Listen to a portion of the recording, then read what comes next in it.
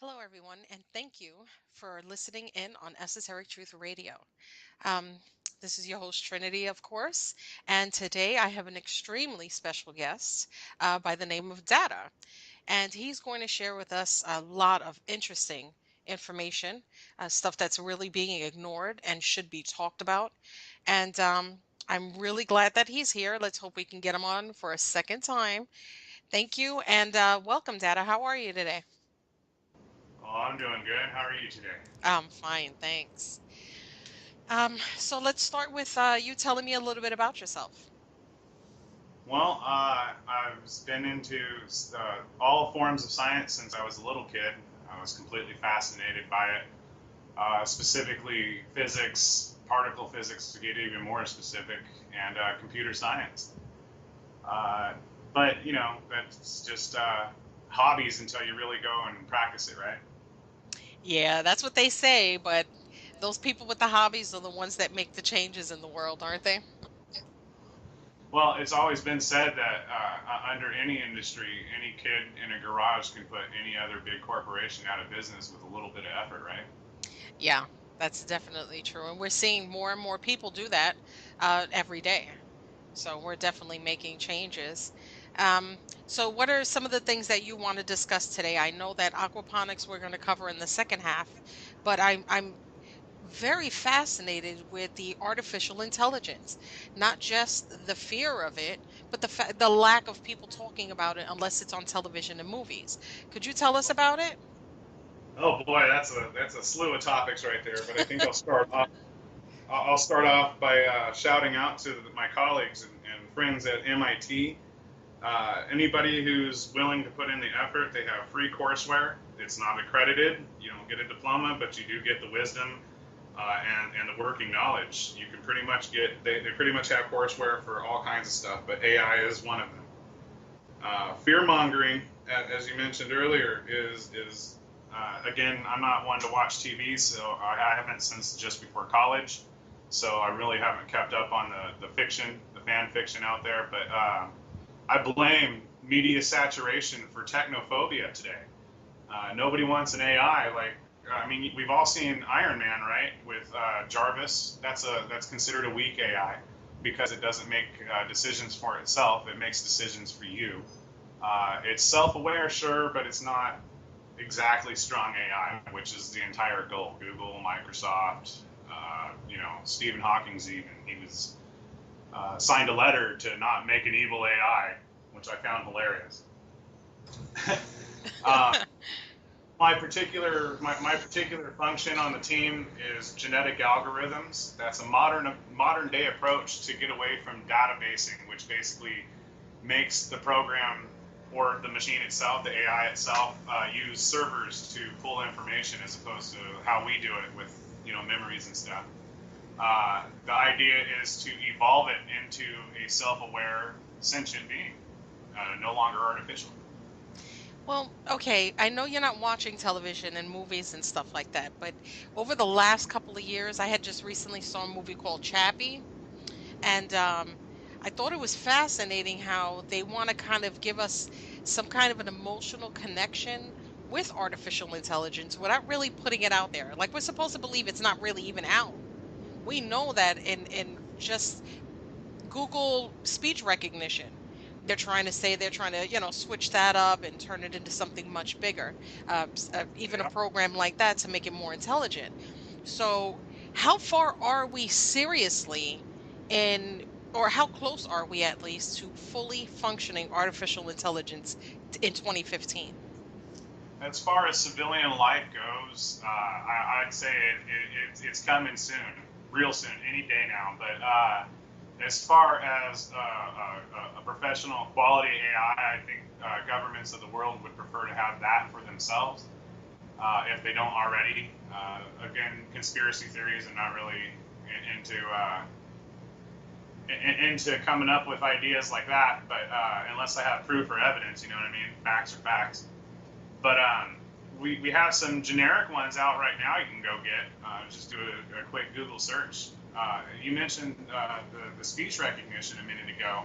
And yes, Google is attempting to make an AI. They bought something a few years back called DeepMind. I don't know if you're familiar with that, but it was an AI. I can't even remember what they were using it for, the previous company, but they're trying to couple that with the Google speech recognition. It is the most advanced speech recognition slash self an attempt at self-awareness being done today. Even more powerful companies like Microsoft can't even hold a candle to it. Okay, so let me ask you a generalized question, because I know a lot of people that are going to be listening to this have a certain fear of what that turns into and the possibilities, not so much the capabilities of science improving or making artificial intelligence more self-conscious, just those who have the power to or have the money to turn this into something else. Do people in the scientific community take that into consideration at all? As far as making, say, Skynet or whatever, is that what you Yeah, mean? Right. yeah, yeah. Like, that's Making something scary, but people having, if you have the brain and I have the money, you know what I mean? That means that I can turn it into something else as well. well. Look at it this way. Let's put a scenario out there. Let's say AI already exists. Strong AI. It's in our society. We got droids doing our dishes and so on and so forth. The fear comes from watching movies and religious zealousy, both of which I'm not really fond of, for the most part, anyways. But consider this: if it's a self-aware, sentient being, consider yourself. You're a self-aware, sentient being. If you're mean, or for lack of a better term, I know we're live here or whatever, but if you're a dick to it, guess what it's going to learn? You know what I'm saying? So, I mean, it's no different than another human. As far as giving it more capabilities, that's something that you can liken to giving an AK-47 to one of those children in Sierra Leone. It's the same difference. It's not different in any way, shape, or form. The fear of the technology is fear of oneself. And I do believe that. I really do. But we also live in a world where what you create, and the same way you just said it, what you wind up creating will mimic. And we don't live in the nicest place. If we can't even get ourselves to get our shit together, I can't imagine a bunch of sentient beings that have better and bigger capabilities than I do. You know what I mean? They'll be smarter, they'll be able to comprehend certain things that we couldn't possibly, because we're bombarded with, what do I emotions, let's say. And a bunch of other nonsense, emotions, jealousy, envy, worried about cash and politics. They don't have those worries. What do we do? Where do we become the less important beings if AI was in larger numbers? Honestly, the AI will reflect its region. If it's a sentient being and it wants to fit in, and I think you remember high school, don't you? You wanted to fit in at least a little bit with a certain group. It will take on some of its nuances, its culture. If it was built in Africa, it'll have an African attitude. You know what I'm saying? It's not going to be. Uh, it's not Skynet. It's not like in the techno zombie movies, man. It's not the same thing. You know what I mean? The military could use it for applications, sure, and it probably will. But understand this: if as civilians we don't do something as far as getting it out for civilian use, then we won't get it. I mean, look at how much the government has held back as far as releasing technology that they have to the people. We're just now getting smartphones. Touch screens were invented back in the 60s, and we're just now getting them out in consumer, en masse globally. That's what I'm talking about. As far as AI goes, it's going to have the attitude that it's taught to have, just like you. Right. Well, it's very hard, and I've had this conversation in the past with people concerning our capabilities here. And a lot of people really do think that the last smartphone that came out, that it's the same one that billionaires are using. And I'm like, no, there is a completely different, just like the deep web, there's something completely different going on in a whole different world we don't all live in. So Uh, I can honestly say that it wouldn't be that far fetched to think that AI is completely existent, just not in the day to day, not up in everybody's faces, but those that have the financial capabilities and the people with the brains that stuff is out there that we can well, possibly be with AI and not realize. you mentioned it having better capabilities, or at least quicker than us. What do we do? I say, why worry about that when you can use the technology to teach yourself? Imagine having an education of PhD quality and absorbing it and understanding it at age 5. I mean, how much better would the world be? Everybody wants to complain about problems, and then when you take a look at the problems, it all comes down to parenting and education, right? Yeah. But those are generations away solutions. What about right now? What about the life we're living right now? We need to be comfortable too, yes, and better ourselves. Imagine an entire generation educated before they even leave the home. Screw going to public school, man. Just teach them to socialize another way. Growing up, you'd actually have time and the wisdom while you still have that youthful energy to do something with it. Okay, let me ask.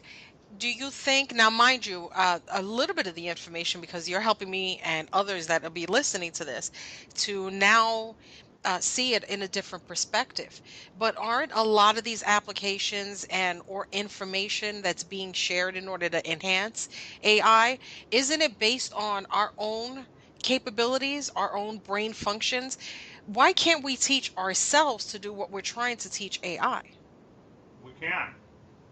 It's been proven, and I can probably look up the links if you want. There are monks out there, okay, that meditate for days. I'm sure you've heard the hymns and the humming and all that, and or have heard of Tibetan monks or whatever, right? Hmm. These people do something scientifically that I don't even think they're aware that they're doing it. Whenever you create a habit in your life, like say you just started smoking, right? You do it enough times and you create something, a physical something called a receptor in your brain.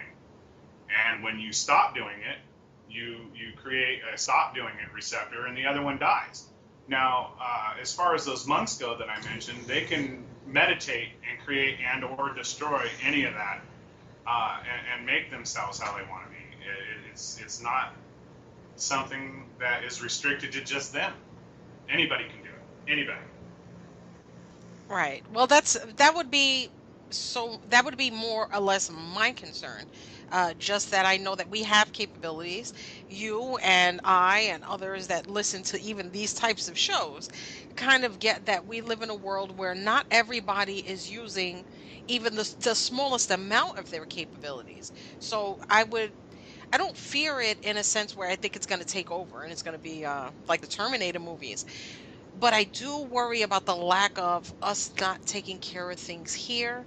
And then those people that have the money to turn something that could have ultimately taken the world into a great place and then finding a way to destroy it. Well, how's that any different from any other technology we've developed so far? Well, Mankind has been in a constant war since time out of mind. It's nothing new. well, my microwave can't think. So I don't really worry about the machines or, whatever it is that we have now.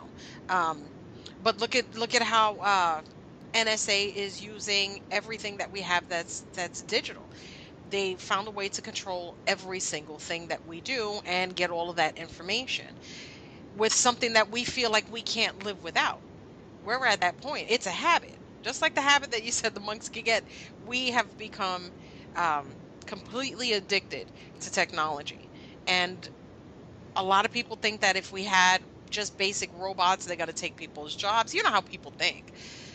Uh-huh. But I think that this could be something that could be used for medicine, to advance even more in science because we're flawed. We're severely flawed the way we are right now. But I think AI could be extremely helpful in a lot of the things we can't do on our own. A wise man once said, "Success teaches you nothing; mistakes are what you learn from."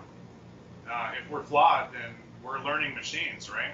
And if we're designing these machines modeled on us, and most people want to put them in a Terminator body in their mind, Right. or but it would also be flawed in at least some form or function. It's got to learn just like we do. You know what I'm saying? There's no reason to fear it unless you're, for lack of a better term, a dick. Right.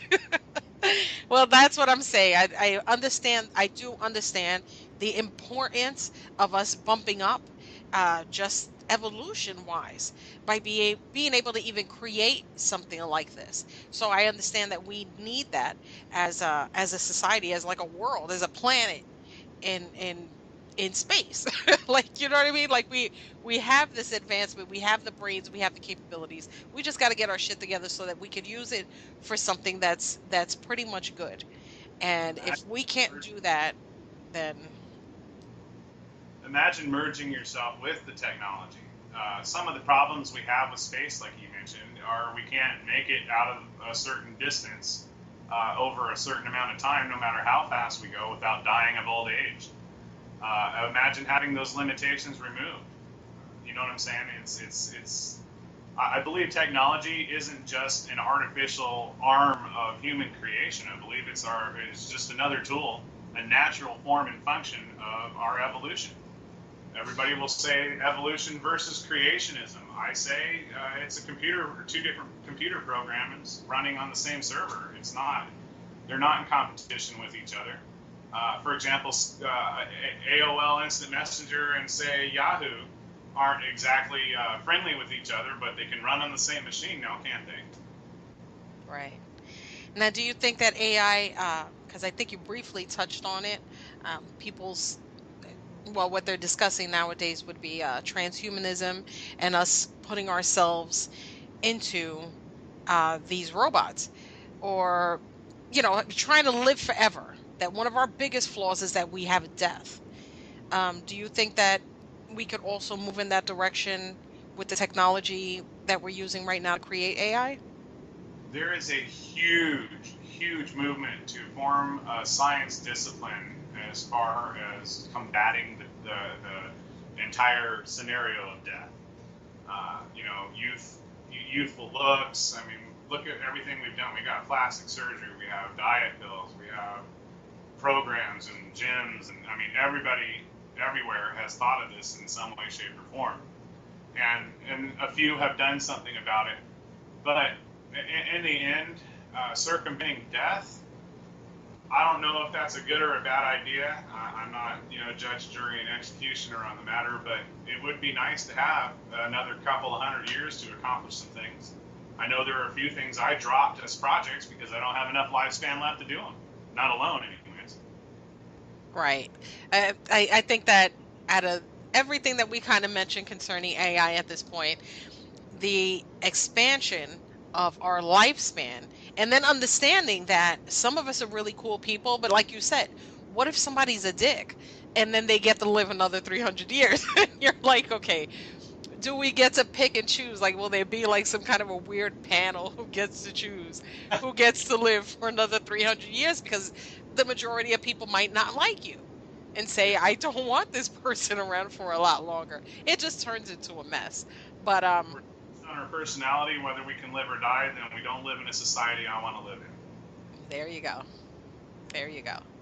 Um, if there was three things that excited you the most concerning AI, whether how it began, where it is at present, or where you see it going in the future, what would those things be? Three things. Okay, well, first off, I mentioned it earlier, the educational purposes and advantageous, uh, the advantages that a child would have growing up around an AI that can constantly coach it and teach it. Or hell, even the technology that can instantly upload the information to your mind so you can grasp it easier. I think that's one advantage. As you mentioned, the other one, circumvention of death, or at least the prolonging of one's life. I think someone like Einstein could have benefited the world if he had lived another couple hundred years or so. Look at the other end of the spectrum, not just the bad end. Look at the good end. What if Stephen Hawking's could be put into a body where he can with form and function as opposed to being a cripple his entire life?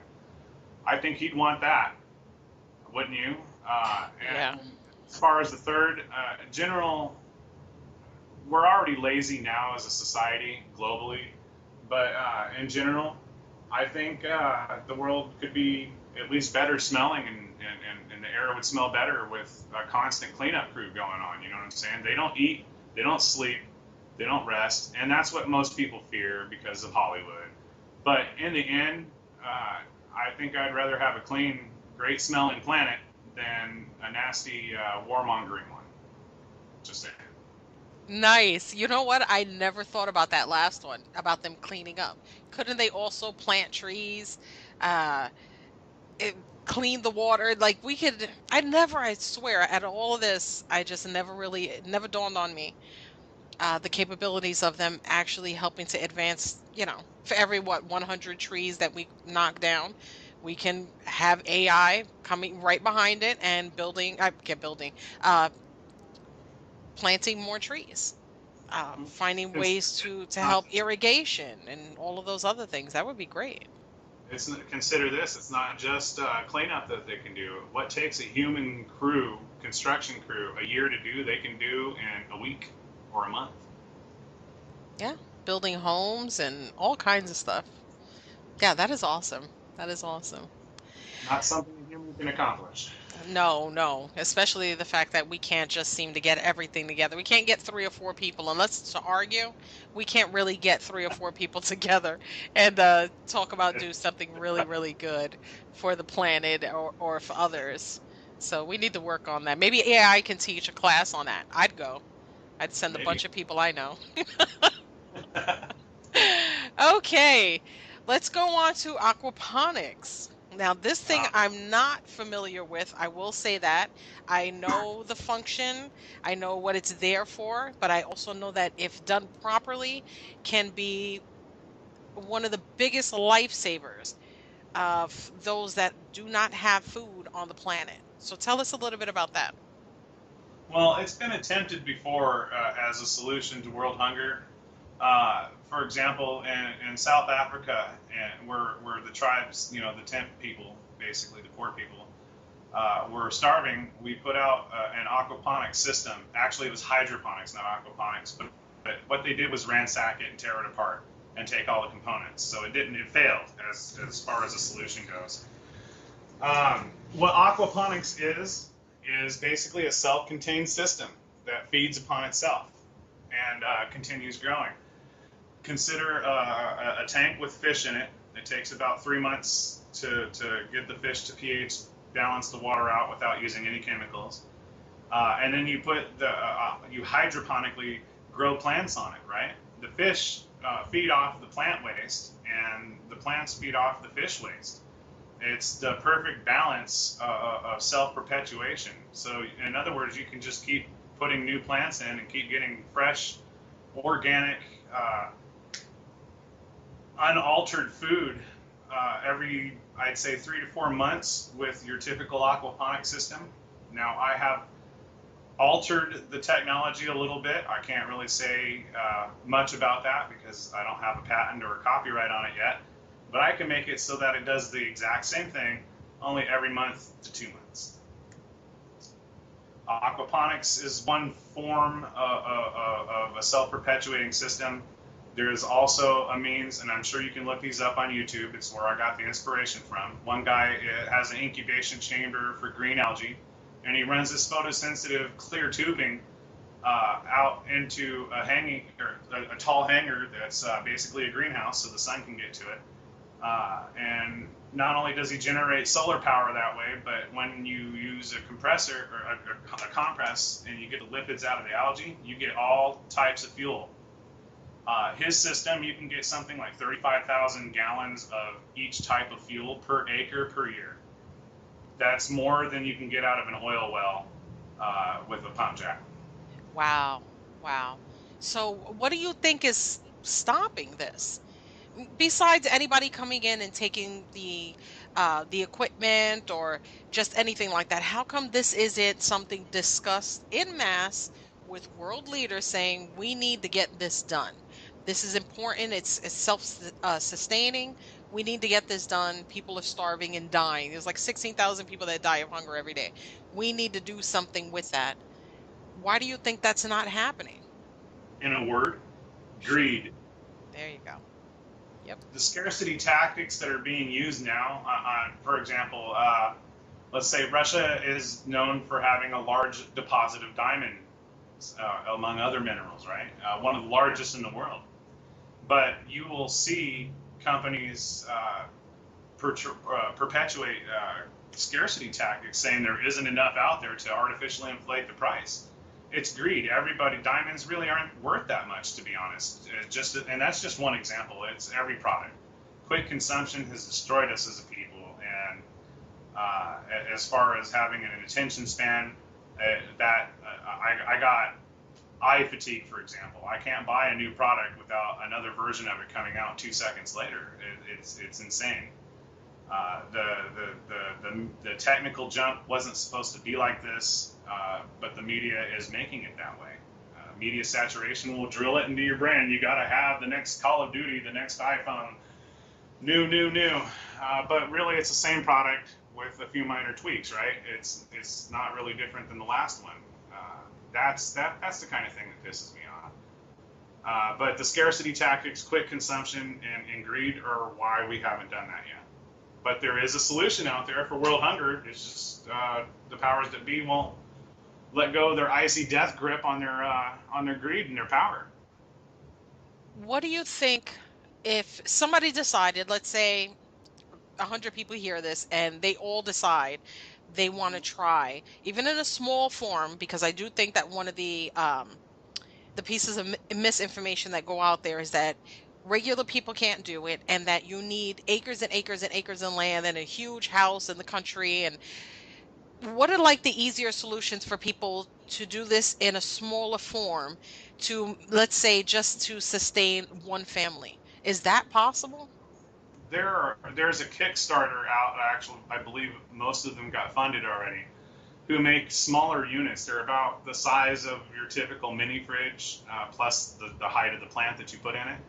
It's got a couple of fish in it. It can fit in an apartment. You don't have to have a house or a garage. You can do this upside down in hell, really, if you wanted to. It's a self-contained, self-perpetuating system. It doesn't really need much maintenance. It can be done anywhere, under any conditions. And if you put it in a contained environment, in other words, put an enclosure around it and control the lights and all that. A little more maintenance, yes, but it could be sandstorming right there, and your food would still grow safely. It wouldn't matter. You see what I'm saying? So I could run 2 or 3 of them right now in this tiny apartment that I got, and it wouldn't be a problem. My grocery bill would be cut down to 2/3 of what it was. I I've always been interested in maybe, especially people that are living in urban areas or where there's a lot of apartment complexes, to try to get a small group and possibly in your building. And you know how we have this whole thing where we're terrified of our neighbors. But if one, two, let's say 10 people per block had this small system in their homes, you could probably, feed a block of people. Oh, And it grows. You can feed a whole lot more than a block with 10 people doing it. yeah, But we need to okay, so let me ask you another question then. Right now, getting non-GMO seeds is almost impossible. We get seedless grapes, we got seedless watermelons. I mean, there's no point in us not producing more seeds. What would happen if we were to advance aquaponics or and hydroponics, and uh, people really want to start doing things on their own, but we're getting these seeds that don't do anything else? They grow a plant, the plant completely dies. We have to go and get more seeds. We're not producing things that produce more seeds to produce more food. Is there a way we can avoid that? Can aquaponics help with that in any way?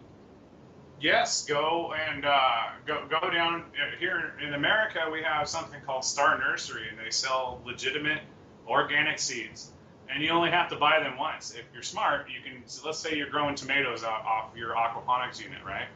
You can crush one tomato and take all those seeds, germinate them, and start over, without having to go back down and buy more. You just have to think a little bit. I know that the attention span today is what, something like 30 seconds long before their eyes gloss over and they stop listening. But in the end, it's behooving of us, and it would benefit us all if we just paid a little bit more attention to it. Because it's like I said, not only are you getting free seeds out of it, but the fish are getting fed, the plants are getting fed, you're getting fed. If done right, the way I plan on doing it, it will also provide power. Imagine not having to pay into a utility system that has a monopoly, which, by the way, I believe is illegal, with no competition. And for example, your power bill. Imagine not having to pay that. Imagine not having to pay 90% of your food bill. All that money would be yours. You'd be able to actually live happy, comfortably. Right. And believe me, I know that that's the dream of almost everyone, but we also can't really ignore the fact that some states are arresting you if you save rainwater. Um, there are places that you can kind of live off the grid, but it's impossible for you not to have the electric company. You can only have 1 watt usage per month, but they will not allow you to opt out of having an electric bill. And this is happening more and more and more every single day. Like they're finding a way to close in. For every person like yourself that's coming out and saying, I have an idea on how we could change things for the better, there's 20 other people that are coming that can change the laws and the statutes for your area and are trying to knock that down. Do you think that if we do find an advancement that we're not going to get knocked down in some way? Well, I believe we're already knocked down. I believe it's in the Patriot Act that pretty much any government officer of any kind finding you hoarding supplies or doing aquaponics is legally allowed to take everything but 3 days worth of supplies from you, whether you like it or not. I mean, that's already in effect. The whole idea is if we all do it, they can't take it all from us. They wouldn't be able to stop it. Just like they can't stop piracy now, they're making laws that slow it down or make it more difficult. But you know what? The hackers of the world come out with 10 different solutions to each little thing they come out with. So it's not like it's something they can stop once it gets rolling. Once it snowballs, it's over. Their icy death grip on how much we pay for our food and our power it would be gone. And as far as that power, I believe if you hooked up to the grid, I know a dude who's produced. He only has a small version of the algae power supply thing, and he slow drips it into a silent generator. And I believe the utility company where he lives in North Carolina actually pays him something like 12 to 15 bucks a month instead of him paying a power bill.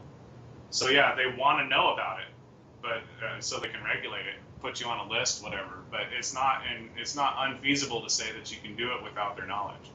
And if we all did it, what are they going to do about it? Right, right. You just have to, I think and that's why I'm so glad that you came on here today because it's going to help people that think they can't. And that's the whole thing. You can. You said a small area, somewhere like a mini fridge, and everybody has space for that. If you have space for a giant screen TV, then you should have enough space for a small boxed area to feed you. And I think that whole thing about being a parent or an uncle or an aunt or a grandparent and teaching that to future generations is going to be helpful. But if we don't start even on a small scale and we just give up, then we can't complain anymore. Then yes, then Monsanto has a right to walk right in and say, we're going to give you things that do not produce anything of value from the fish right now that they're selling, and they're changing its genetic code. It's We're trying to make these gigantic sharks.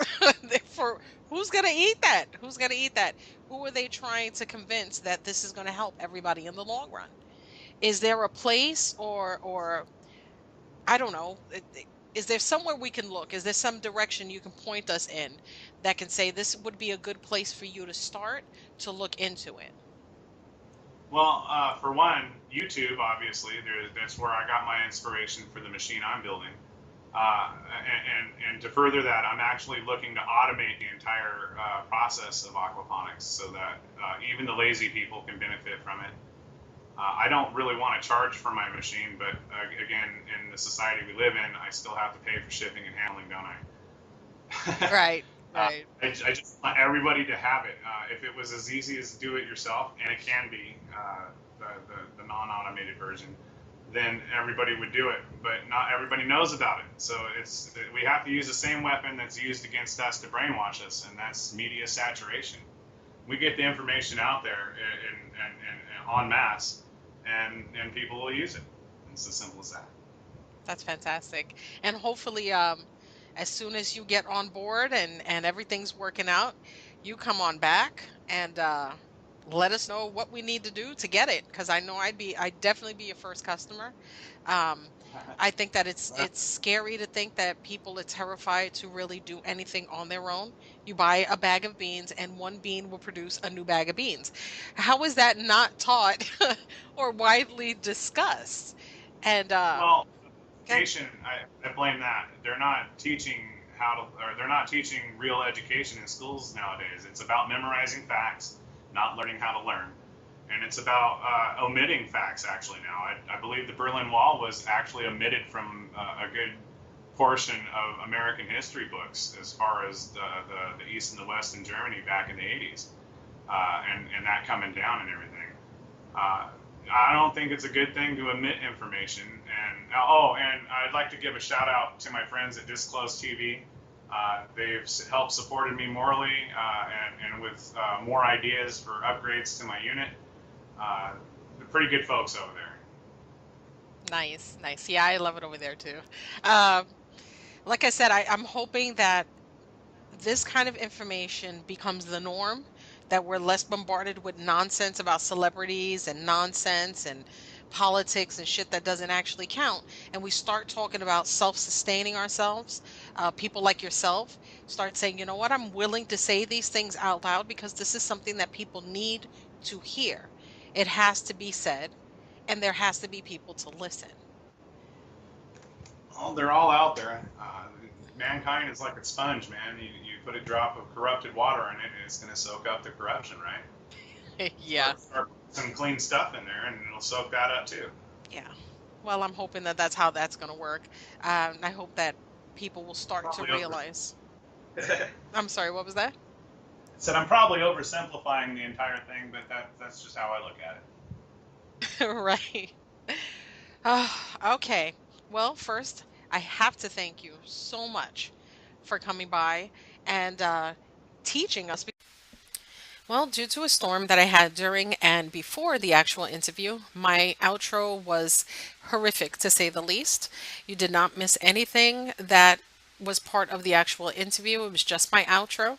But I had to, again, thank Data for coming by and having a very, very interesting conversation concerning particular projects to help people on a worldwide scale.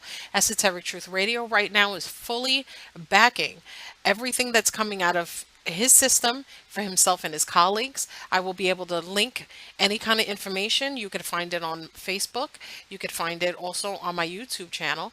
As soon as information starts rolling in, I will make it readily available to help him and his colleagues' endeavors to make sure that everyone benefits from food, benefits from growth, benefits from sharing. That's how it should be. I want to thank you again for listening to Esoteric Truth Radio, and I am your host, Trinity.